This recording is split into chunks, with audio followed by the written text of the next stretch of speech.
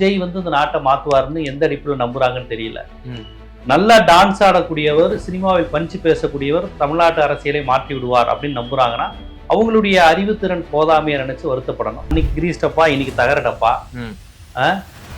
QR கோடு, பேச்சு எனக்கு பெருசா ஒன்றும் தெரியலங்க. அது என்னங்க பேச்சு? அது ஒண்ணுமே கிடையாது. அவர் என்னைக்காவது தத்துவம், கொள்கை சார்ந்து பேசியிருக்காரா?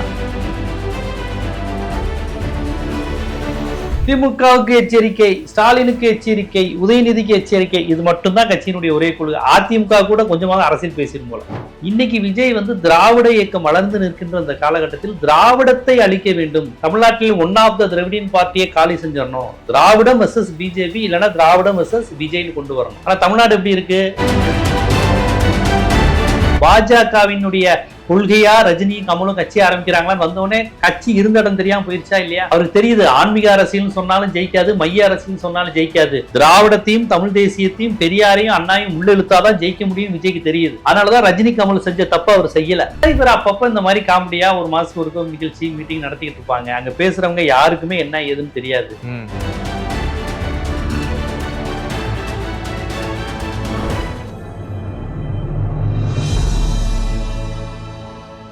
தமிழ் நியூஸ் நேயர்களுக்கு அன்பு வணக்கம். இன்றைய சிறப்பு நேர்காணலில் நம்மோடு இருந்திருக்கும் சிறப்பு விருந்தினர் மூத்த பத்திரிகையாளர் ஜீவா டுடே என்னுடைய ஆசிரியர் மரியாதைக்குரிய ஜீவா சகாப்தன் சார். சார் வணக்கம்.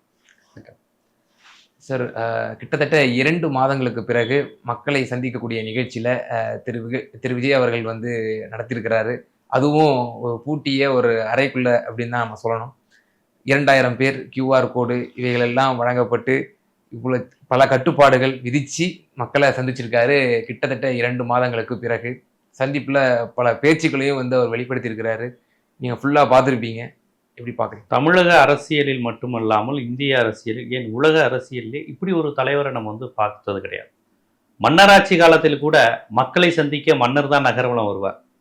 ஆனா இந்த குடியாட்சி காலகட்டத்தில் மக்களே என்னை வந்து சந்தியுங்கள், வருவதற்கு கட்டுப்பாடு, மன்னரை வந்து தரிசித்து விட்டு போங்களுங்கிற மாதிரியான ஒரு பேட்டர்னை அவங்க கொண்டு வராங்க.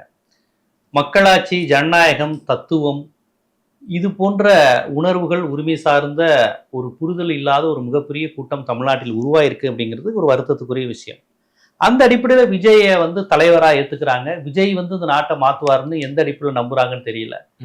நல்லா டான்ஸ் ஆடக்கூடியவர், சினிமாவில் பஞ்சு பேசக்கூடியவர் தமிழ்நாட்டு அரசியலை மாற்றி விடுவார் அப்படின்னு நம்புறாங்கன்னா அவங்களுடைய அறிவுத்திறன் போதாமையை நினைச்சு வருத்தப்படணும்.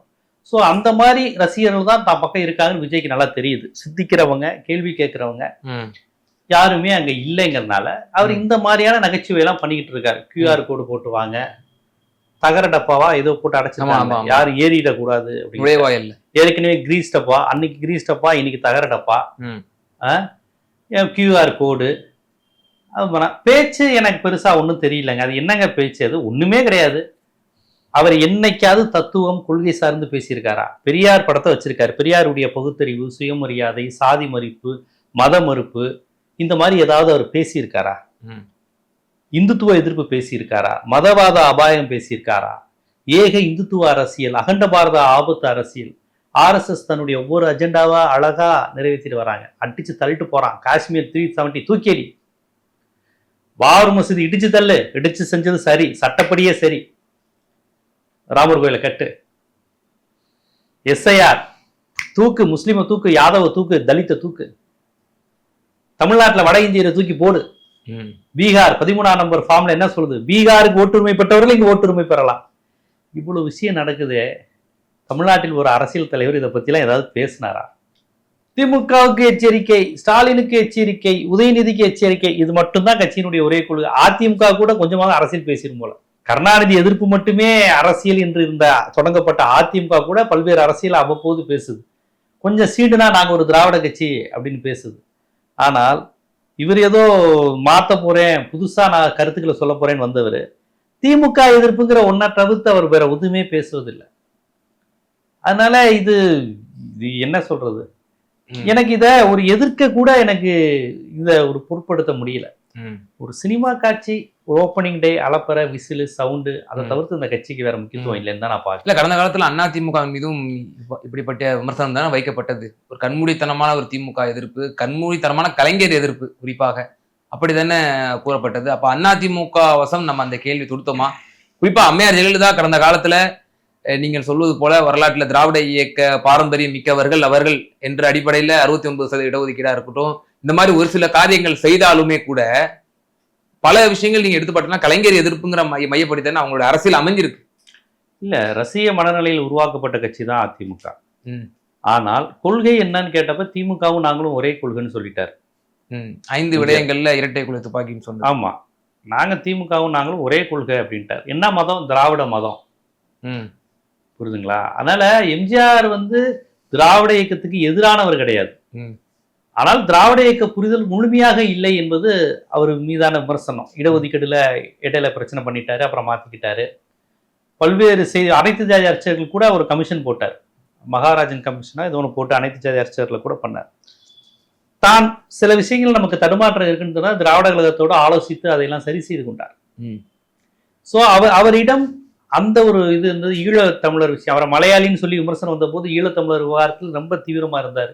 தமிழீழம் அமைவதற்கே நான் உறுதுணையா இருப்பேன்னு எம்ஜிஆர் சொன்னதா பிரபாகரன் அவர்கள் பதிவு செய்யறாங்க. அப்ப அந்த அளவுக்கு எம்ஜிஆருடைய விஷயத்த வந்து நம்ம விஜயோட பொருத்த முடியாது. இன்னைக்கு விஜய் வந்து திராவிட இயக்கம் வளர்ந்து நிற்கின்ற அந்த காலகட்டத்தில் திராவிடத்தை அழிக்க வேண்டும், தமிழ்நாட்டில் ஒன் ஆஃப் த திராவிடியன் பார்ட்டியை காலி செஞ்சிடணும், திராவிடம் வெர்சஸ் பிஜேபி இல்லைன்னா திராவிடம் வெர்சஸ் விஜய்னு கொண்டு வரணும். ஆனா தமிழ்நாடு எப்படி இருக்கு? திராவிடம் வெர்சஸ் திராவிடம், திமுக வெர்சஸ் அதிமுக. இதுல இந்த கல்ச்சரை அடிக்கணும். இந்தியாவில வேற எங்கேயும் இப்படி கிடையாது. மம்தா வெர்சஸ் தேசிய கட்சி, கேரளால சிபிஎம் வெர்சஸ் காங்கிரஸ் ஒரு தேசிய கட்சி, சிபிஎம்ஏ தேசிய கட்சி. இப்படியான சூழல் இருக்கும்போது மாநில உணர்வு கொண்ட 2 கட்சிகள் மோதிக்கிட்டு நீ மாநிலத்துக்கு நிறைய செஞ்சியா, நீ தலித்துக்கு நிறைய செஞ்சியா, நீ முஸ்லீம்களுக்கு நிறைய செஞ்சியான்னு போட்டி போட்டு கொண்டு சமூக நீதிக்காய் திட்டங்களை செயல்படுத்தின மாநிலம் தமிழ்நாடு. இந்த பண்பு தான் ஆரியத்திற்கு, டெல்லிக்கு, பார்ப்பனர்களுக்கு ஒரு எரிச்சலை ஊட்டி இருக்கிறது. அதனால தமிழ்நாடு அவங்களுக்கு எரிச்சலா இருக்கு. அப்ப அரசியலற்ற உதிரிகளாக இருக்கக்கூடிய விஜய் போன்றவர்கள் வரும்போது இவர்களை வைத்து கண்மூடித்தனமா தமிழ்நாட்டில் ஏதாவது பண்ணிவிட முடியாதா அப்படின்னு யோசிக்கிறாங்க. அதிமுகவை காலி செஞ்சுட்டு அந்த இடத்துல விஜயை கொண்டு வரணுங்கிறது அவங்களுடைய திட்டமா இருக்கலாம். அப்படி வந்து அவங்க மகிழ்ச்சி அடைவாங்க. அதற்கான முயற்சிகள் நடக்குது. ஆனா அப்படி நடக்கக்கூடாது. ஆனா நாம பதறோம், அந்த பதட்டம் அதிமுகவுக்கு வரமாட்டேன். நீங்க அம்மையார் ஜெயலலிதாவோட மறைவுக்கு பிறகு நீங்க நம்புறீங்களா திராவிட உணர்வோடு தான் அஇஅதிமுக செயல்பட்டு கொண்டிருக்கின்றன, அந்த திராவிட கட்சிகளுக்கு இடையே தான் அந்த போட்டி நிலவுகிறதுங்கிற ஒரு கருத்துப்பட நீங்க அம்மையார் ஜெயலலிதா காலத்துல சொல்லலாம். எடப்பாடியார் காலத்துல எடப்பாடி அவர்களுடைய பிறகு இப்படிதான் நிலைமை இருக்கா அப்படிங்கிற ஒரு கேள்வி இருக்குல்ல. திமுக வெர்சஸ் விஜய் வரணுமா, திமுக வெர்சஸ் அதிமுக வரணும்னா 100 விழுக்காடு திமுக வெர்சஸ் அதிமுக தான் வரணும். அதான் தமிழ்நாட்டுக்கு அரண். எம்ஜிஆர் வந்த போதே இப்படிதான் பேசிச்சு. இவர் திராவிட உணர்வு, திராவிடம்னா என்னன்னே தெரியாது அப்படி இப்படிலாம் பேசப்பட்டது. ஆனால் அந்த கட்சி அண்ணா, அந்த கட்சி திராவிடம், அந்த கட்சி முன்னேற்ற கழகம் திமுகவினுடைய சாயலாக தான் இருந்தது. பெரியார் தான் அவங்க தலைவர், அண்ணா தான் தலைவர்.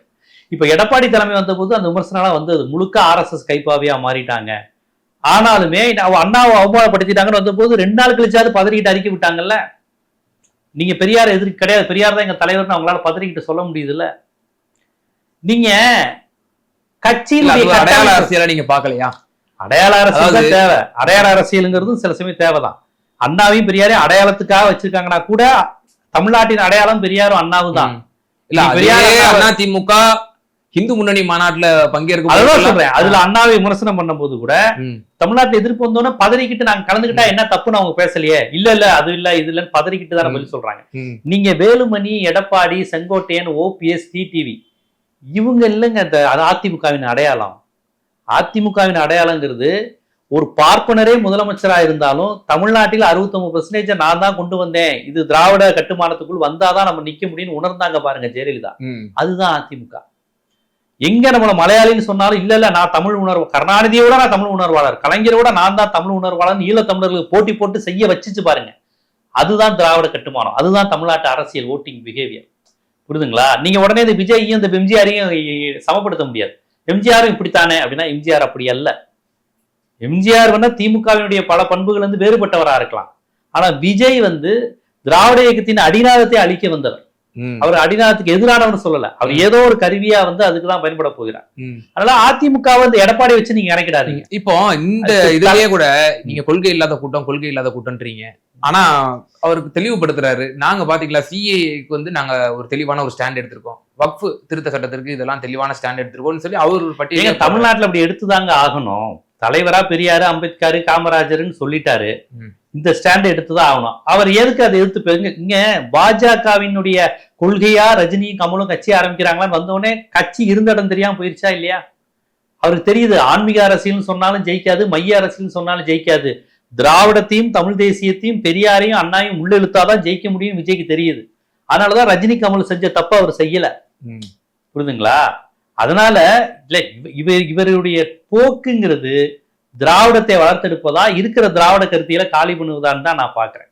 அதனால இவர் அப்பப்ப இந்த மாதிரி காமெடியா ஒரு மாசத்துக்கு ஒரு நிகழ்ச்சி மீட்டிங் நடத்திக்கிட்டு இருப்பாங்க. அங்க பேசுறவங்க யாருக்குமே என்ன ஏதுன்னு தெரியாது. சோ நான் இதனுடைய போக்கை வந்து அப்படித்தான் பாக்குறேன் ஒழிய ஒரு முற்போக்கு அமைப்பா நான் பாக்குறேன். அதே போல டாக்டர் எழிலன் 1000 லைட் எம்எல்ஏ அவர்களை வந்து ஒரு மேற்கோள் காட்டி ஒரு கருத்தை சொன்னாரு. தற்குறின்னு எங்களுடைய கூட்டத்தை பார்த்து சொல்றாங்க, ஆனா இது வந்து தற்குறி இல்லை அப்படின்னு சொல்லி ஒரு அடுக்குமுறையில ஒரு ஸ்பீச் ஆச்சரியக்குறின்னு சொன்னாரு.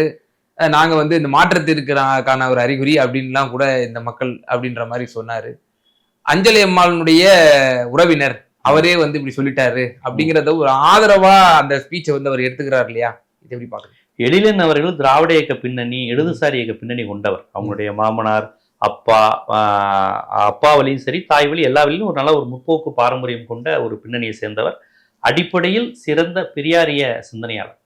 அவர் என்ன அடிப்படையில் சொல்றாருன்னா, விஜய் பக்கம் இருக்கிறவங்க யாரு? விஜயே நான் பிராமின் தானே, விஜயே பெரியாரால் வளர்ச்சி பெற்ற ஒரு நபர் தானே, ஒரு பிற்படுத்தப்பட்ட சமூகத்தை சேர்ந்தவர் தானே. விஜய் பின்னாடி இருக்கிறவங்களா யாரு? அந்த இளைஞர்கள் விசில் அடிச்சுட்டு கை தட்டிக்கிட்டு தற்கூரியா இருக்கிறாங்கன்னு யார சொல்றோம்? பிற்படுத்தப்பட்டவர்களையும் ஒடுக்கப்பட்டவர்களையும். அவர் அதை தான் சொல்றாரு எழிலன்.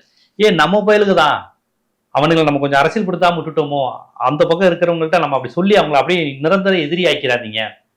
அவன்கிட்ட டே நீ நம்ம பயதான்டா, நீ தமிழன்டா, தமிழ் உணர்வோட இருக்கணும்டா, அப்படி சினிமா முகத்துல இருக்காதுன்னு சொல்லி திருத்த வேண்டிய கடமை இருக்குங்கிற அடிப்படையில தான் சொன்னார். தற்கொலைன்னு சொன்னே அவன் வந்து நம்மளை எதிரியா பாத்திரக்கூடாது. ஒரு பெரிய கூட்டம் இருக்கு, ரசிகர் கூட்டமா இருந்தாலும் அது ஒரு பிசி எஸ்சி எம்பிசி கூட்டம் தானே. முஸ்லீமு, வன்னியர், தலித்து, நாடாரு, கோனாறு தானே அங்க இருக்கிறாங்க. எல்லாம் நம்ம பசங்க தானே, நம்ம இனம் தானே. எந்த மக்களுக்காக நம்ம போராடுதோ திராவிட இயக்கம், அவங்க எல்லாம் இப்ப விஜய் பக்கம் நிக்கிறாங்க அந்த ஆதங்கத்தை சொன்னார். உடனே அவர் பாத்தீங்களா நம்மளை சப்போர்ட் பண்ணிட்டாரு அப்படிங்கிறாரு. இல்ல இதே வந்து பெரியார் எனக்கு முட்டா பசங்க தான் வேணும், அவங்க இருந்தாதான் அவங்களதான் நான் வந்து அரசியல் மயப்படுத்தணும், அவங்களதான் நான் வந்து இந்த சமூக நீதியில நான் வார்த்தை எடுக்கணும் அப்படின்னு அவருடைய வாழ்ந்த சமகாலத்திலேயே வந்து இதே நீங்க சொன்ன அந்த விளிம்பினை மக்களை, ஒடுக்கப்பட்ட பிற்படுத்தப்பட்ட மக்களை தானே வந்து இல்ல பெரியார் இதுவும் ஒண்ணு கிடையாது. பெரியார் வந்து ஜனநாயகத்தை ஏற்றுக்கொள்ள மாட்டேன், நான் சர்வாதிகாரத்தை தான் விரும்புவேன்னு சொன்னார். இது ஒரு ஆழமான வார்த்தை. உடனே பெரியார் சர்வாதிகாரியாலாம் கேட்கக்கூடாது. அவர் இந்திய எதிர்ப்பு போராட்டம் நடத்தும் போது மாநாட்டு சர்வாதிகாரியா அண்ணாவை நியமிச்சார். அண்ணா வந்து பெரியாரோட 30-35 வருஷம் சின்னவர், வயசு கம்மியானவர். அவர் தலைமை ஏற்கணும், குதிரையில அவரை வச்சுட்டு இவர் நடந்து வந்தார். சர்வாதிகார கான்செப்டை பெரியார் ஏத்துக்கிறார். ஏன்னா இங்க உள்ள பெரும்பான்மையான மக்கள் கடவுளை, நம்ம உலகத்தில் இல்லாத கடவுளை நம்புறாங்க, சாதி உணர்வோட இருக்கிறாங்க, சடங்கு பிற்போக்குத்தனம் பெண்ணடிமைத்தனத்துல இருக்கிறாங்க. இந்த மக்கள்கிட்ட நல்லவனா இருக்கணும்னா நீங்க வந்து அந்த மக்களை அப்பீஸ் பண்ணணும். அதனாலதான் அண்ணா ஒன்றை குலம் ஒருவனே தேவன்னாரு. பெரியார் அதை ஏத்துக்கல, ஏன்னா அவருக்கு வாக்கு அரசியல் தேவையில்லை. முட்டா பையன்னு சொல்லல அவர். ஜனநாயகம் எல்லாம் இந்த மக்கள்கிட்ட ஜனநாயகம் எப்படி இருக்கு எதிர்பார்க்க முடியும்? இந்த மக்களே நிறைய அடிமை விலங்குகளோட இருக்காங்க, பண்பாட்டு படையெடுப்புகளால் பாதிக்கப்பட்டிருக்கான். அவன் கொண்டாடுற திருவிழாக்கள், நம்பிக்கைகள் எல்லாமே அவனை அடிமைப்படுத்துது. அது தெரியாம கொண்டாடிக்கிட்டு இருக்கான் திருவிழாக்கள், கடவுள் நம்பிக்கைகள்னு. இது ஓட்டு அரசியல்வாதி என்ன செய்ய முடியும்? ஒரு முஸ்லீமை பார்த்து சலாம் அலைக்குன்னு சொல்லணும், கிறிஸ்டினை பார்த்து கிறிஸ்துமஸ் வாழ்த்து சொல்லணும், விநாயகர் சதுர்த்தி சொல்லணும். ஆனா பகுத்தறிவாதியா இருக்கக்கூடிய பெரியார் அண்ணாவுக்கு அது இல்லைன்னு நல்லா தெரியும். அப்ப பெரியார் அந்த தன்மையிலிருந்து சொல்றாரு, இந்த நாட்டுல நீங்க ஜனநாயகம் என்று சொல்வது, ஜனநாயக அடிப்படையில் எல்லாரும் எதுவும் பெரியார் எல்லாரும் ஏத்துக்க முடியாது. கையில ஏன்டா 4 கயிறு கட்டியிருக்குன்னு கேட்பாரு பெரியாரு. என்னது அது? இல்ல சாமி இதை கட்டினா அங்க நல்லா இருக்கும், உன் உழைச்சு உன் படிப்பு உன்னை காப்பாத்துறது 4 மஞ்சள் கயிறு உன்னை காப்பாத்துமான்னு கேட்பாரு. அண்ணா கலைஞர் அப்படி கேட்க முடியாது, ஏன்னா அவங்க ஓட்டு அரசியல் இருக்கிறாங்க. சோ பெரியார் சொன்னது வேற. அவர் சர்வாதிகாரியா தான் இருந்தார். ஆனா அந்த சர்வாதிகாரத்தை நீ ஹிட்லரோடையும் முசோலினியோடையும் இடியமனோடையும் சேர்க்கக்கூடாது.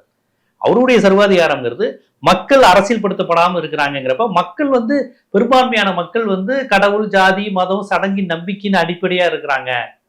அந்த மக்களை அப்பீஸ் பண்ற மாதிரியும் சந்தோஷப்படுத்துற மாதிரியும் ஓட்டு அரசியல செயல்பட முடியும், என்னால செயல்பட முடியாது. நான் சொல்றது சரின்னு கேட்டு அதை அப்படியே பின்பற்று, ஒரு சர்வாதிகார அமைப்பு மாதிரி இல்ல. இது அப்படி. பெரியார் வந்து சுதந்திர தினத்தை துக்க நாள்னாரு, கருப்பு நாள் அறிவிச்சார், கருப்பு நாள்னாரு. அண்ணா என்ன சொன்னாரு? இல்ல இப்ப ஒரு விடுதலை கிடைச்சிருச்சுங்கிற மாதிரி சொன்னாரு. மணியம்மையார் திருமணத்துல அண்ணா விமர்சனம், பெரியார் அதை இது பண்ணல. நான் சொல்றது கேளு, புரியுதுங்களா? அதனால இந்த மாதிரி விஷயத்துல பெரியார் வந்து சொன்னார், நம்ம விஷயங்களுக்கு இந்த மாதிரி விஷயங்கள் தடையா இருக்கும்னார். இது இந்த நேரத்துல இந்த சப்ஜெக்ட் முக்கியம் கிடையாது, இது ஒரு தனி சப்ஜெக்ட், ஆழமா பேசக்கூடியது. என்ன வித்தியாசம், ஜனநாயகத்துக்கு எதிரானவரா பெரியார், அப்ப அண்ணா வந்து ஜனநாயகத்துக்கு ஆதரவானவர், பெரியார் இது வேற மாதிரி புலம்பும், சங் பரிவாருக்கும் வலதுசாரிகளுக்கும் இறை போடுற மாதிரி அவன் வந்து அது தனியா நம்ம பேசலாம். இந்த முட்டா பசங்க அப்படிங்கிற வார்த்தை பெரியார் வந்து அப்படி பயன்படுத்தல. மக்கள் ஆல்ரெடி அப்படி இருக்கிறாங்கிற அந்த அடிப்படையில் கருத்தியல் ரீதியா பண்பாட்டு படையெடுப்பை பேசினார், நுட்பமான அரசியல். இங்க வந்து படிப்பறிவு இல்லாம, பகுத்தறிவு இல்லாம, அடிப்படை சிந்தனை இல்லாம, தனி மனித துதிக்கு யாரோ ஒரு நடிகரை கடவுளா பாவிச்சு கொண்டாடக்கூடிய தன்மை இருப்பதை நம்ம எப்படி ஏத்துக்க முடியும்? அவர்களை அரசியல்படுத்தாம விட்டுட்டோங்கிறது ஒரு வருத்தம் தான்.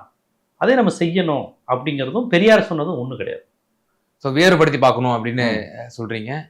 இந்த விவகாரத்துல எனக்கு கூடுதலான ஒரு கேள்வி, லோக்கல் இஷ்யூஸை வந்து சில விஷயங்களை அட்ரஸ் பண்ணார். இந்த கனிம வள கொள்ளை, இந்த பாலாறுல வந்து இத்தனை லட்சம் வந்து டன் வந்து மணல் அள்ளிட்டாங்க, கிட்டத்தட்ட 4000 கோடி வந்து இதுல ஊழல் நடந்திருக்கு, ரொம்ப சின்ன அமௌண்ட்ல அப்படின்னு சொல்லி லோக்கல் இஷ்யூஸ்லாம் கொஞ்சம் அப்படியே ஓவராலா டச் பண்ணிட்டு போனாரு. இது எப்படி பாக்குறீங்க? இதுதானங்க அவர் பேசிக்கிட்டு இருக்காரு. அதுல பாதிக்கு மேல தப்பு தப்பா தானே உளர்றாரு. நாகப்பட்டினத்துல போய் மீன் அரிப்பு, மண் அரிப்புன்னு ஏதோ போய் தப்பு தப்பா பாவம் பேசினாரு. அந்த எம்எல்ஏ உட்காந்து விளக்கம் கொடுத்தாரு ஷானவாஸ், என்னென்ன நடந்துச்சுன்னு. அதுக்கு பதிலே இல்லை. தப்பான ஒரு கருத்தை ஒரு தலைவர் சொல்றாருன்னா முதல் ஊடகத்துல சொல்லணும் ஆதாரத்தோட. அவங்க ஆட்கள் 10 பேரை வச்சுக்கிட்டு பேசி கைத்தட்டு வாங்க கூடாது, ஊடகத்தின் முன்னாடி சொல்லணும். இன்னைக்கு ஆர் ஆசாவோ, நீங்க குற்றம் சாட்டின செந்தில் பாலாஜியோ, ஏன் எடப்பாடி பழனிசாமியோ, டாக்டர் ராமதாஸோ தன் கட்சியின் மீது அவ்வளவு விமர்சனம் இருந்தாலும் பிரஸ்ஸை பார்த்து பேஸ் பண்றாங்க. நீங்க ஊடகத்தையே பார்க்காம நீங்க என்ன இப்படி வந்துட்டு, இது சும்மா அது சின்ன பிள்ளைங்க மாதிரி வந்துட்டு இந்த பெல் அடிச்சுட்டு ஓடுங்க பாரு, அந்த மாதிரி தான் அவர் ஓடிக்கிட்டு இருக்காரு ஒழிய ஒரு பிரச்சனையை நேரடியா பேஸ் பண்ணணும். இவர் ஊடகத்தை சந்திக்க சொல்லுங்க பாஸ். நீங்க திமுக யாரை வேணாலும் விமர்சனம் பண்ணுங்க, ஊடகத்தை சந்திச்சு இவ்வளவு ஊழல் இருக்கேன் ஆதாரம் இருக்கு நீங்க பேச சொல்லுங்க பாப்போம், தைரியமா உங்ககிட்ட பேட்டி கொடுக்க சொல்லுங்க பாப்போம். உங்களை மாதிரி ஒரு 5 பத்திரிகையாளர்கள்ட்ட நாட்டில் என்ன பிரச்சனை என்ன ஏதுன்னு கேளுங்க, பதில் சொல்லிட்டா பெரிய விஷயம். அவர் சொல்றது சும்மாங்க, அது பிஜேபிக்காரங்க, நாம் தமிழர் இதை ஒவ்வொரு வருஷமும் செஞ்சுட்டு தான் இருக்கிறாங்க. இதை செய்யாத கட்சிகளே கிடையாது. அது யார் ஆட்சிக்கு வந்தாலும் இந்த மாதிரி விமர்சனங்கள்லாம். நாம் தமிழரோட நீங்க ஒப்பிடுறீங்களா விஜயோட அரசியல? நாம் தமிழருக்கு வந்து இவங்களோட ஒப்பிடும் போது அவங்க ஒரு ஸ்ட்ரக்சரா இருக்கிறாங்க, ஒரு கட்டமைப்போட இருக்கிறாங்க. இது வந்து கொஞ்சம் உதிரித்தன்மையோட இருக்காங்க, லும்பன்ஸா இருக்காங்க. நிச்சயமா சமகால அரசியல் சூழ்நிலை குறித்து ரொம்ப தெளிவா உங்களுடைய கருத்துக்களை எங்க நேயர்களுக்கு பகிர்ந்தீங்க. மிகுந்த நன்றி.